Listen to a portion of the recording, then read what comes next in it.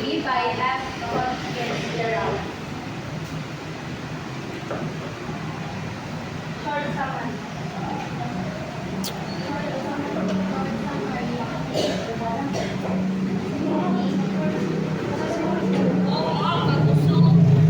Short summary. Nick Carraway moved to New York in the 1920s and become friends with his mysterious, wealthy neighbor, Jay Gatsby.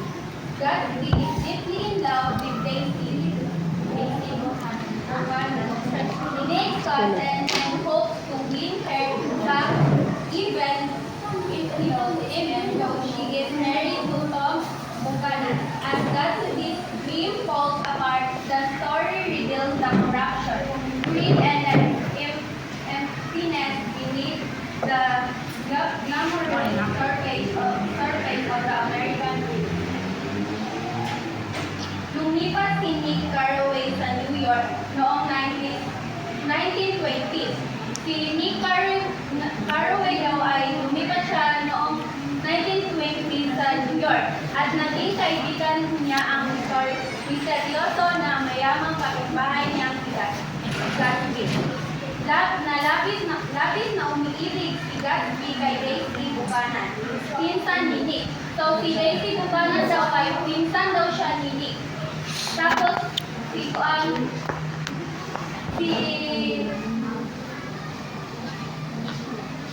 at nais niya ito mabawi kahit kasal na si Daisy kay Tom Buchanan. So si Daisy daw kay naana siya'y asawa, si Tom Buchanan. Habang unti-unting nasisira ang pangarap ni Gatsby, lumabas sa kwento ang katiwalaan, kasakiman at kawalan ng tunay na kaligayahan sa likod ng tumikinang na imahe ng American dream.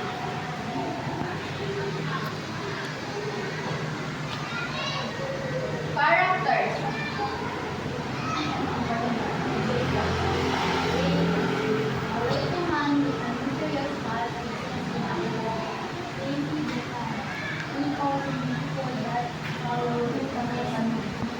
Character. So first, si Jay Gatsby. Si Jay Gatsby daw ay isang mayamang lalaki na may misteryosong nakaraan. Na-obsessed kay Daisy. So si Jay Gatsby daw ay in love kaayo siya kay Daisy. Tapos Tom Buchanan. Tom Buchanan, Daisy rich, aggressive husband, and in her way, generator, trusty friend, and observer of the event. Daisy, pinsan ni Nick, maganda ngunit mababaw, kumakatawan sa pangarap ni Gatsby. Tom Buchanan. Daisy rich, aggressive husband. Mayaman at agresibong asawa ni Daisy. So si Tom Buchanan daw siya daw tong asawa ni Daisy. Nick Carraway. The narrator, Gatsby's friend and observer of the event. Kaibigan ni Gatsby at tagamasid ng mga pangyayari.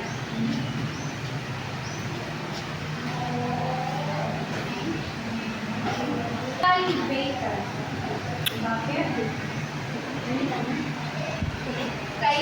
Daisy's friend, a professional golfer.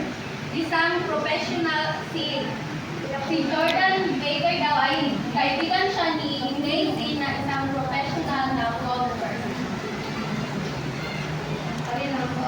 Lover from a lower social galagdag sa mas mababang uri ng lipunan. Tapos lastly, George Silson, Myrtle's husband at struggling bikini. Si George daw ay asawa siya ni Myrtle at isa siyang mahirap na mekaniko. Son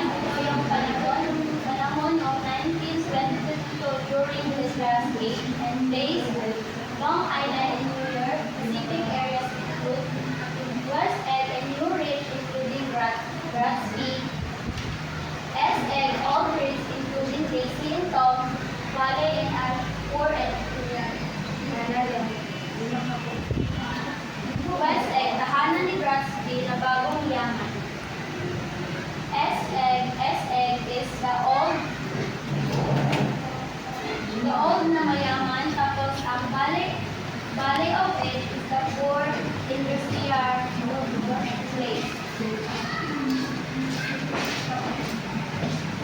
Theme or tema.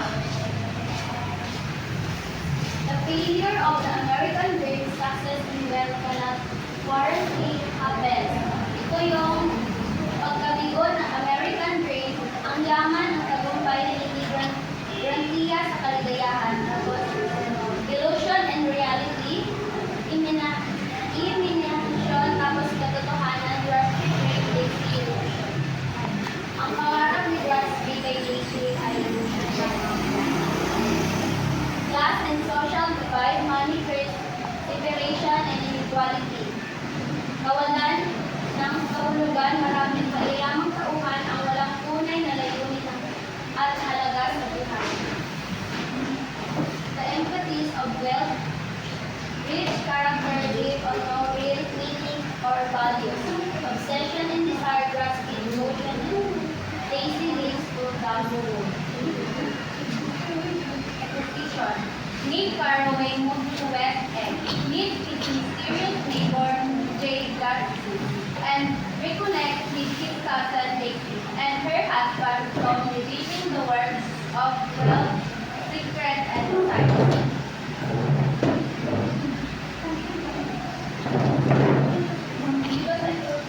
Nick Carraway, lumipat si Nick sa West Egg at nakilala ang kapitbahay ng si Gatsby. Noong lumipat daw, naglipat daw, napanin daw si Nick Carraway sa West Egg, nakilala daw niya yung kapitbahay na si Jay Gatsby.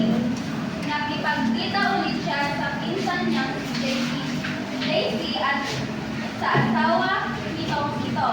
Unti-unti niya nakikita ang mundo ng yaman, sekreto at ilusyon. Gatsby and Daisy rekindled their past relationship, causing growing tension between Gatsby and Tom, as hidden truth and jealousy between two sources. Nabuhay muli ang dating pag-iibigan ni Gatsby at Daisy. Nagsimula ang tensyon sa pagitan ni Gatsby at Tom dahil lumabas ang mga lihim at selos.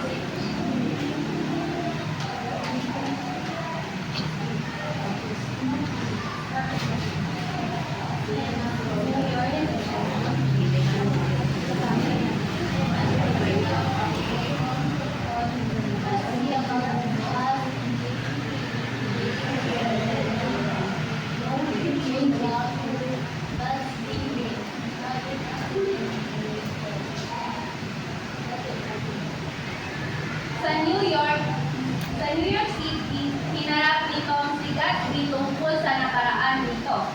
Nagdulot ng emosyonal na pag-ihina ng pangarap ni Gatsby at isang malungkot na aksidenteng pauwi. Falling out from Gatsby decided to protect Daisy afterward away from her thought. One misunderstanding and chaos around the accident. So nagpasya daw si Gatsby na protektahan si Daisy. Pagkatapos ng lahat at naghihintay siya sa tawag nito, habang nagkaroon ng mga hindi pagkakaintindihan at pagbibintang tungkol sa nangyaring aksidente. Resolution. A tragic event ends Gatsby's hope and needs disillusion by the selfishness of the wealth. Returns home realizing the emptiness behind the American dream. Trahedya ang tuluyang nagwakas sa mga pag-asa ni Gatsby at Nick na nadismaya sa kasapusiman at pagiging makasarili ng mayayaman ay umuwi at napagtanto ang kawalan ng saysay sa likod ng tinatawag na American dream.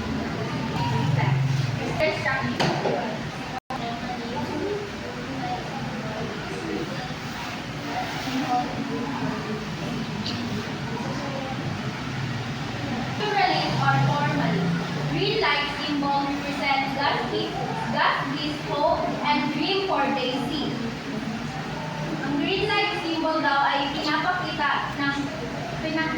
ng Birding Ilaw ang pag-asa at pangarap ni Gatsby para kay Daisy. Birding instructor Nick tells his story using flashback showing Gatsby's past and latest.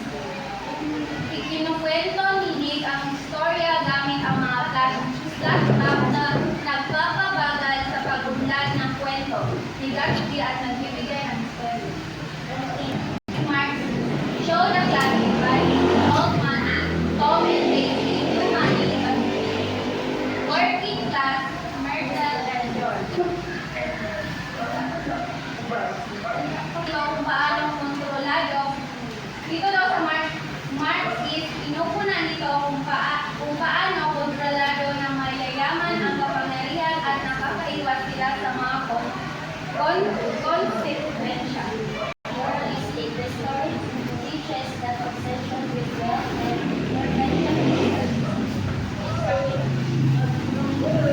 Spirit moralistic, the story teaches that obsession with wealth and perfection leads to destruction. The American dream becomes corrupt when people chase money instead of values. Itinuturo ng kwento na ang pagiging obsessed sa yaman at perfection ay humahantong sa pagkawasak. Nagiging kurap ang American dream kapag pera ang hinahabol ng tao imbis na tunay na pagkakahalaga.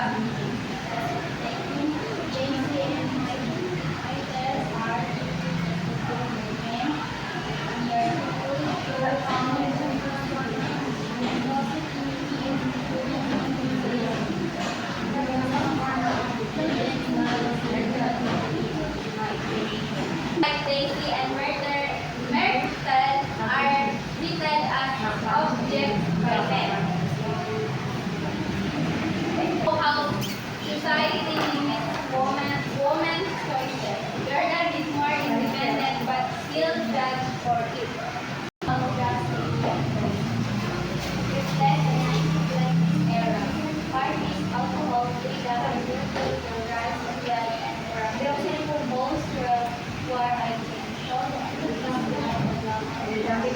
Historical Judge Age Concept.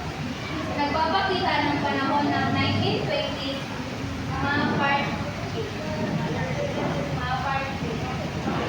corruption, pagbabago ng pagkatapos ng unang digmaang pandaigdig. Pinapakita rin ang kawalan ng tunay na laman ng sa likod ng ina at karamihan noong panahon. But different readers may feel sympathy for Gatsby or see him as they interpret the ending as tragic, unfair, or realistic. The story stays relevant because many people still struggle with dreams, love, and social pressure. Iba-iba ang maaaring maramdaman o ma-interpret ng mga mambabasa. Maaaring maaawa sila kay Gatsby o isipin siyang hangal. Maaaring sisihin si Daisy o tingnan siyang parang bihag sa sitwasyon. Maaaring makita ang ending hindi makadarungan o makatitunan. Nanatiling relevant ang kwento dahil hanggang ngayon, marami pa rin tao ang nahihirapan sa usapin ng pangarap, pag-ibig at pressure ng lipunan. Okay, thank you and congratulations.